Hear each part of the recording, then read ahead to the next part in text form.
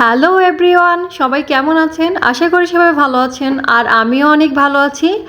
আজকে চলে আসছি আমার এবং আমার হাজব্যান্ডের খুব প্রিয় একটা খাবার নিয়ে, সেটা হলো ফ্রেঞ্চ ফ্রাই।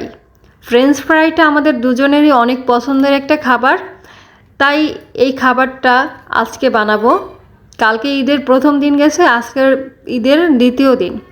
কালকে মাংস খাওয়ার পরে এখন আর ভালো লাগতেছিল না, তাই আমার হাজব্যান্ড বলতেছিল যে ফ্রেঞ্চ ফ্রাই বানাও, আমি ফ্রেঞ্চ ফ্রাই খেতে চাই, তাই আজকে ফ্রেঞ্চ ফ্রাইটা বানাচ্ছি। আর এটা আমি খুব সিম্পলভাবে ইজিভাবে বানাবো, একদম সাধারণভাবে, আহামরি কোনো কিছু করব না। এবার আলুটাকে আমি কেটে নিব। আমি আলুটাকে বেশি পাতলা করেও কাটবো না, আবার বেশি মোটা করেও কাটবো না, আপনারা আপনাদের মন মতো কেটে নেবেন। আমার আলুটা প্রায় কাটা শেষ। এবার আমি পানিটাকে সেদ্ধ করে নিব। এটার মধ্যে আমি সামান্য পরিমাণ লবণ আগে থাকতে দিয়ে রেখেছিলাম।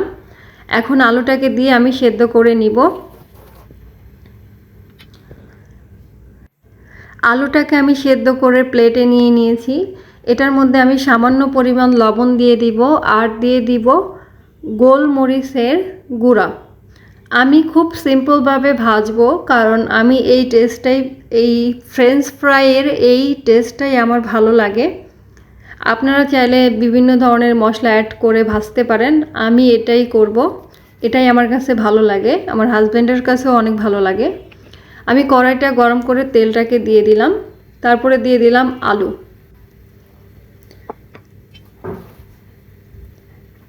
এবার এটাকে হালকা নেড়ে আমি ভেজে নিব এটাকে।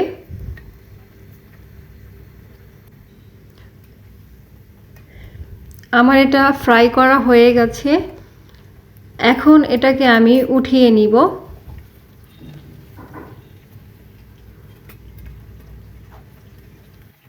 আমি খুন্তির সাহায্যে উঠিয়ে নিচ্ছি তেল থেকে ফ্রেঞ্চ ফ্রাইটাকে। এবার এটাকে আমি প্লেটে সাজিয়ে নিব। আমি সার্ভিং বোলের মধ্যে একটু সুইট চিলি সসটা দিয়ে দিয়েছি।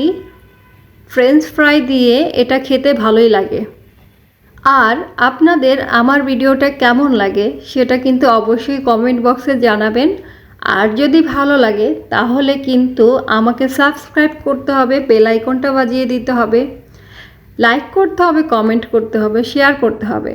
সবাইকে অনেক অনেক ধন্যবাদ আমার ভিডিও দেখার জন্য।